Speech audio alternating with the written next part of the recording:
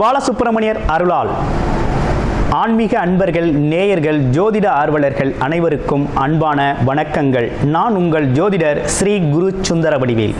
இப்போ பார்த்தீங்கன்னாக்க ஏப்ரல் மாதத்திற்கான பலாபலன்கள் ஒவ்வொரு ராசிக்கும் எப்படி இருக்குது அப்படிங்கிறத, என்ன செய்யலாம், என்ன செய்யக்கூடாது, என்ன விதமான வழிபாடுகள் உகந்ததாக இருக்கும், நட்சத்திர பலன்கள்லாம் ஒவ்வொரு ராசியில் இருக்கக்கூடிய நட்சத்திரங்களுக்கும் சிறப்பு பலன்கள்லாம் எப்படி இருக்குது அப்படிங்கிறதை பற்றி விரிவாக தெளிவாக நம்ம இந்த வீடியோ மூலமாக நம்ம பார்க்க இருக்கிறோம். அந்த வகையில் பார்த்தீங்க அப்படின்னு கேட்டிங்கனாக்க, இப்போ இந்த மாதத்தோட சிறப்புகள் என்னென்ன இருக்குது அப்படின்னு பார்த்தோம்னா, ஏப்ரல் மாதத்தில் 8 விதமான சுப முகூர்த்தங்கள் அப்படிங்கிற ஒரு விஷயம் ரொம்ப சிறப்பாக இருக்குது. அடுத்து பார்த்துங்க, பங்குனி உத்திர திருநாள் வருது. அடுத்து பாருங்கள், தமிழ் புத்தாண்டு. அடுத்து அட்சய திதியை. அடுத்து குரு பூஜை, பெரிய வியாழன் அப்படின்னு சொல்லி பல்வேறு விதமான நிகழ்வுகள் அப்படிங்கிறது இந்த மாதத்தில் நிறையவே இருக்குது. அதையும் தாண்டி வாஸ்து நாள் அப்படிங்கிறதும் இந்த மாதத்தில் இருக்குது. அப்போ இப்படிப்பட்ட சிறப்பு மிக்க இந்த மாதத்தில் உங்களுடைய ராசிக்கு இந்த கிரக பயிற்சிகள், கிரக மாற்றங்களால் என்னென்ன மாற்றங்களை நீங்கள் செஞ்சுக்கலாம், என்ன விதமான முயற்சிகள் கை கொடுக்கும் அப்படிங்கிறதை பற்றி விரிவாக தெளிவாக ஒவ்வொரு ராசிக்கும் மிக அழகாக பார்க்க இருக்கிறோம். நீங்கள் முழுமையாக இந்த வீடியோவை பாருங்கள். இப்போ உங்களுக்கு உங்களுடைய ராசிக்கு எப்படி இருக்கும் அப்படிங்கிறத இப்போ பார்க்கலாம். மகர ராசி காலச்சக்கரத்தின் 10வது ராசியான மகர ராசி தொழில் கர்மம் சம்பந்தப்பட்ட இடத்த குறிக்குது. அது இல்லாமல் பார்த்தீங்க அப்படின்னா, இவ்வளவு நாளாக சனி பகவான், அதாவது 7.5 சனி பாதிப்பில் இருந்தது மகர ராசி. இப்போ ஒரு முழுமையான விடுதலையை அடைஞ்சாச்சு. சனி பகவான் ராசிநாதனாக இருந்தாலும் அவரோட காலகட்டத்தில் நீதி நேர்மை தவறாமல் ஒரு பெரிய அனுபவத்தை உங்களுக்கு கொடுப்பாரு. அது எப்படின்னா, ரிலேஷன்ஷிப், சொந்த பந்தங்கள். அடுத்து மணி ஃப்ளோ, அதாவது வருமானம், வருமானத்திற்கான செலவு. அடுத்து பார்த்தீங்கன்னா உடல் ஆரோக்கியம், ஹெல்த் ரிலேட்டடான சில விஷயங்கள். இதிலெல்லாம் பார்த்தீங்கன்னா அவரோட பாதிப்புகளை தடம் பதிச்சிருப்பார். அவருக்குன்னு ஒரு ஸ்பெஷலாக கேரக்டர் என்னன்னு கேட்டிங்கன்னா, அனுபவத்தை கொடுப்பார். எல்லாத்துலேயுமே ஒரு இறுக்கமான ஒரு சூழ்நிலையை கொடுத்து அதில் பல்வேறு விதமான சம்பவங்களை நிகழ்த்தி அதில் இருக்கக்கூடிய நிறை குறைகளை எப்படி சீர்தூக்கி பார்க்குறீங்க அப்படிங்கிறதையும், மனநிலையில் எப்படி கலங்காமல் இருக்கிறீங்க, மனதில் எப்படி ஒரு ஸ்ட்ராங்காக இருக்குது அப்படிங்கிறதையும் ஒரு அசைச்சு பார்க்கக்கூடிய ஒரு சூழ்நிலை தான் இந்த 7.5 சனி காலம். ஃபஸ்ட்டு ஜென்மச்சனி, அடுத்து கொஞ்சம் கொஞ்சமாக மாற்றம் அடைஞ்சு இப்போ சனி பகவானிலேருந்து முழுமையான விடுதலை அடைஞ்சாச்சு. இனிமேல் சுதந்திரம் அப்படிங்கிற காற்று நம்மளோட ராசிக்கு வீச ஆரம்பிச்சிருச்சு. எந்த தடையும் இல்லை. எதிலெல்லாம் சிரமப்பட்டீங்களோ அவை அனைத்திலையும் சனி பகவான் போகையில் சிறப்பாக கொடுத்துட்டு போயிடுவார். அந்த அனுபவமே உங்களை மிகப்பெரிய ஆசானாக, குருவாக உங்களை வழிநடத்த போகுது. இவை அனைத்தும் பார்த்தீங்கன்னா 1லிருந்து 30 வயசுக்குள்ளே இருக்கவங்களுக்கு இந்த அனுபவம்லாம் கிடச்சிருக்கும். இதே 30 வயசுக்கு மேலே இருக்கவங்களுக்கு 2வது சுற்று அப்படிங்கிறதுனால அது பொங்கு சனியாக செயல்படும். பொங்கு சனினா என்னென்னா, வேலை, தொழில் சார்ந்த விஷயத்தில், வருமானம் சம்மந்தப்பட்ட விஷயத்தில், கர்மம் சம்மந்தப்பட்ட விஷயத்தில் நல்ல சிறப்பாக செயல்படும். அப்போ இந்த காலகட்டத்தில் ஒருபடி முன்னேறிடலாம். சொத்து வாய்ப்பு, தொழில் வாய்ப்புகள், சொத்து சேர்க்கறது இதெல்லாம் நடக்கும். ஆமாம், பாட்டனார் பாட்டி சொத்து எல்லாமே வந்து சேரும். ஆமாம், கொஞ்சம் நியாயம் தர்மப்படி நடந்தீங்க அப்படின்னா அதெல்லாம் இன்னும் கூடுதலாகவே சிறப்பாக நடக்கும். ஸோ ஓகே, இப்போ வந்து என்னென்னா கசக்கி புழிஞ்சு தெளிவாயாச்சு. இதே 55 வயசுக்கு மேலே உள்ளவங்களுக்கெல்லாம் உடல் ஆரோக்கியத்தில் குறைபாடு இருக்கும். நரம்பு வியாதி, கை கால் நடக்க முடியாமல் இருக்கிறது, கால் முட்டி வலி, இவை அனைத்தும் வந்து போயிடுச்சு. ஆமாம், அது மட்டும் இல்லாமல் உடலில் ஒரு சோர்வு, எவ்வளவு பேர் கூட இருந்தாலும் மனசில் ஒரு விரக்தி நிலை. ஆமாம், எதையோ உன்னை இழந்தது மாதிரி ஒரு சோகம், இவெல்லாம் வந்து போயாச்சு. இனி கொஞ்சம் சுதந்திரமாக வாழ்க்கையை சிறப்பாக செயல்படலாம். ஆமாம், அனுபவமே சிறந்த ஆசான் அப்படிங்கிறது மாதிரி மகர ராசி அன்பர்களுக்கு அற்புதமான அனுபவத்தை கொடுத்து வெளியேறியாச்சு. இனி மகர ராசியை பொறுத்த வகையில் ஒரு முக்கியமான விஷயம் என்னென்னா, தொழில் என்ன தான் வேலை பார்த்தாலும் வேலையில் ஒரு விருப்பம் இருக்காது. வேலை சம்மந்தப்பட்ட விஷயத்தை விட தொழில் சம்மந்தப்பட்ட விஷயத்தில் அதீத அக்கறை செலுத்தக்கூடியவர்களாக நீங்கள் இருக்கிறீங்க. அப்போ தொழிலில் ஜெயிக்கக்கூடிய தொழில் நுணுக்கங்கள் அனைத்துமே நீங்கள் தெரிஞ்சு வச்சுருக்கக்கூடிய அமைப்பு இருக்குது தொழில் செய்யக்கூடியவர்கள்.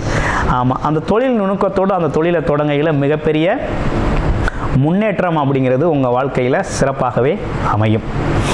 அடுத்து பாருங்கள், வேலை அப்படின்னு எடுத்துக்கிட்டோம்னா என்ன மாதிரி வேலை பார்ப்பீங்க அப்படின்னா, ஒரு உயர்வான இடத்துல தான் நிர்வாகம் சம்பந்தப்பட்ட துறையில் தான் நம்ம வேலைகள்லாம் இருக்கும். இதெல்லாம் எதை வச்சு சொல்கிறோம் அப்படின்னா, மகர ராசி அன்பர்களோட நிறைய ஜாதகங்கள் நமக்கு அனுப்பி பார்த்துருக்கீங்க. அனைவருக்கும் இந்த வீடியோ வாயிலாக மனமார்ந்த நன்றியை தெரிவிச்சுக்கிறோம். இப்போ என்னென்னு கேட்டிங்கன்னா, உங்கள் ராசிக்கு இந்த ஏப்ரல் மாதத்தில் என்ன நடக்க போகுது அப்படின்னா, வேலை, தொழில், வியாபாரம் இது மூணுலையுமே கொடி கட்டி பறக்க போகிறீங்க. எல்லாமே முன்னேற்றம் தான். ஏன்னா குருவோட பார்வை நேரடியாக உங்கள் ராசிக்கே விழுகுது.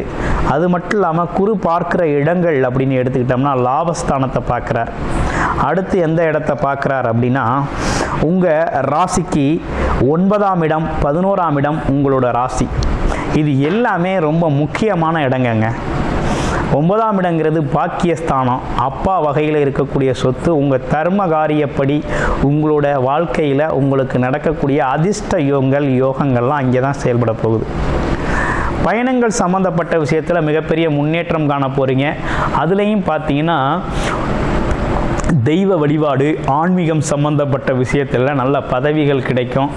மனம் எப்போதுமே ரொம்ப ஆரோக்கியமாக இருக்கும், சீராக இருக்கும். எதிர்பார்க்காத விஷயங்கள்லாம் அசத்த போகுது. வருமானத்துலேயும் சரி, ரிலேஷன்ஷிப்லேயும் சரி முன்னேற்றம். அடுத்து 11ஆம் இடம் எண்ணங்கள் ஈடேறுதல், லாபம் அதிகரித்தல் அப்படிங்கிற ஒரு விஷயம் நடக்க போகுது. அப்போ என்னென்னா, நீங்கள் தொழில் முதலீடுகள்லாம் துணிஞ்சு பண்ணலாம். நீங்கள் செஞ்சுக்கிட்டு இருந்த தொழிலாக இருந்தாலும் சரி, புதுசாகவே தொழிலை ஆரம்பிக்க போகிறதா இருந்தாலும் சரி, பயப்படாமல் துணிஞ்சு செய்யுங்க. மிகப்பெரிய லெவலில் லாபத்தை சந்திக்க போகிறீங்க. அதுலேயும் ஷேர் மார்க்கெட் லாபம்லாம் நல்லா இருக்குது. திடீர் அதிர்ஷ்ட லாபம்லாம் நல்லா இருக்குது. ஆமாம், லாட்டரி யோகம் கூட இந்த காலத்தில் மகர ராசி அன்பர்களுக்கு சில பேருக்கு செயல்படும். அவங்களோட பிறப்பு ஜாதகத்தை நீங்கள் பார்த்துக்கிட்டு அதெல்லாம் நீங்கள் வாங்குறது நல்லது. ஏன்னா சனி பகவான் விடுதலை ஆகிட்டாலே மிகப்பெரிய பொருளாதார மாற்றத்தை கொடுப்பாரு. அந்த வகையில் நடக்கும். இன்னொரு பக்கம் லாபஸ்தானத்தை குரு பகவான் பார்க்கறதுனாலையும் எதிர்பாராத அதிர்ஷ்டம், திருப்பம், ஏற்கனவே கொடுத்த பணம் வர்றது. ஆமாம், அது மட்டும் இல்லாமல் நம்மளோட ஆசைகள்லாம் நிறைவேறுறது. ஆமாம், நீண்ட நாள் ஆசைகள், கார் வாங்கணும், வண்டி வாங்கணும், வீடு வாங்கணும், இடம் வாங்கணும், ஒரு தொழில், பெரிய லெவலில் தொழில் நகரம், தொழில் அமைக்கணும். ஆமாம், வெளிநாடு போகணும், வெளியூர் போகணும். அதுலேயும் குறிப்பாக சில பேருக்கு 2வது திருமணம், முதல் திருமணம் டைவர்ஸ் ஆகிடுச்சு, 2வது திருமணம் செய்யணும் அப்படிங்கிற ஒரு விஷயம்லாம் சிறப்பாகவே நடந்தேறும். அப்போ வீட்டில் சுப நிகழ்ச்சிகளும் நடக்கக்கூடிய ஒரு நல்ல மாதமாக இந்த மாதம் அப்படிங்கிறது அமைஞ்சிருக்கு. அப்போ கிட்டத்தட்ட ஓவராலாக 100க்கு 100% நற்பலனு நடக்கக்கூடிய நல்ல ஒரு கிரக சூழ்நிலைகளோட அற்புதமாக அமைந்திருக்கக்கூடிய மாதமாக இந்த மாதம் இருந்திருக்கு. தமிழ் புத்தாண்டு வருது. உங்களுடைய குலதெய்வ வழிபாடு அப்படிங்கிறது ரொம்ப முக்கியம். 9ஆம் இடம் சிறப்பாக வேலை செய்யுது. அதனால் என்னன்னு கேட்டிங்கன்னா, 5ஆம் இடத்துல குரு பகவான் வேற இருக்கிறார். அவர் 3ஆம் இடத்துல பரிவர்த்தனை வேற செய்கிறார். அதனால் வருகின்ற புத்தாண்டில் உங்களோட குலதெய்வம் கோயிலுக்கு சென்று ஏதேனும் நீங்கள் வேண்டுதல்கள் இருந்தால் அன்றைய தினம் நிறைவேற்றிட்டு சிறப்பானதொரு அபிஷேக ஆராதனையோட குலதெய்வத்தை வழிபட்டுட்டு உங்களோட வாழ்க்கையில் அடுத்தடுத்த முக்கிய நிகழ்வுகள் வேண்டுதல்களாக வச்சுட்டு வாங்க. உடனுக்குடனே அனைத்துமே நடக்கும். பொருளாதாரத்தில் மிகப்பெரிய முன்னேற்றம், உடல் ஆரோக்கியத்தில் முன்னேற்றம். அடுத்து பார்த்தீங்கன்னா தொழில், வேலை, வருமானம் சம்பந்தப்பட்ட விஷயத்தில் மிகப்பெரிய முன்னேற்றத்தை சந்திக்கக்கூடிய அற்புதமான காலகட்டமாக அமைஞ்சிருக்கு. இவை அனைத்தும் கோச்சார ரீதியான பலன்களாக இருக்குது. ஆனால் இப்போ என்ன நடக்குது அப்படின்னு பார்க்கையில் உங்களுடைய ஜாதகத்தை நீங்கள் பார்க்கணும். உங்களுடைய ஜாதகம், பிறப்பு ஜாதகத்தில் என்ன தசாபுத்தி அமைப்பு நடக்குது, லக்கண அடிப்படையில் எப்படி இருக்குது, உங்களோட பிறப்பு ஜாதகம் இப்போ நடக்கிற இந்த அமைப்புகளில் சாதகமாக தசாபுத்தி இருந்தால் தான் இவை அனைத்துமே நடக்கும். ஒருவேளை இப்போ உங்களுடைய ஜாதகத்தில் தசாபுத்தி சப்போர்ட் செய்யலை அப்படின்னா இவையெல்லாம் நம்ம வந்து பார்த்துக்கலாம், கேட்டுக்கலாம், நடக்கிற மாதிரி தெரியும், ஆனால் நடக்காது. அப்போ என்னென்னா, உங்களுக்கு கர்மம் அப்படின்னு சொல்லக்கூடிய கர்ம பலன்கள், அதாவது இந்த காலகட்டத்தில் இதெல்லாம் அனுபவிக்கக்கூடிய ஒரு அருமையான தசாபுத்தி அமைப்பு நடக்கணும்.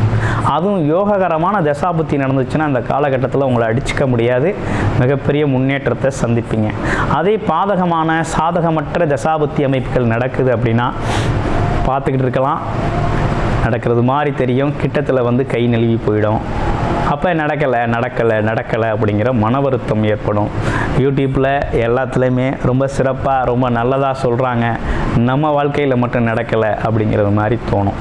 அப்போ என்னென்னா, உங்களுடைய பிறப்பு ஜாதகத்தை பார்த்துக்கிட்டு முழுமையான பலனை எடுத்துக்கங்க. அது மட்டும் இல்லாமல் உங்களுடைய ஜாதகம் தொடர்பான பார்க்கணும் அப்படின்னா, விவரம் தெரிஞ்சுக்கணும் அப்படின்னா, டிஸ்பிளேல தர நம்பருக்கு கால் பண்ணி அப்பாயின்மெண்ட் ஃபிக்ஸ் பண்ணிக்கிட்டு உங்களுடைய முழுமையான ஜாதகத்தை பார்த்து நீங்கள் தெரிந்து கொள்ளலாம். நன்றி, வணக்கம், வாழ்த்துக்கள்.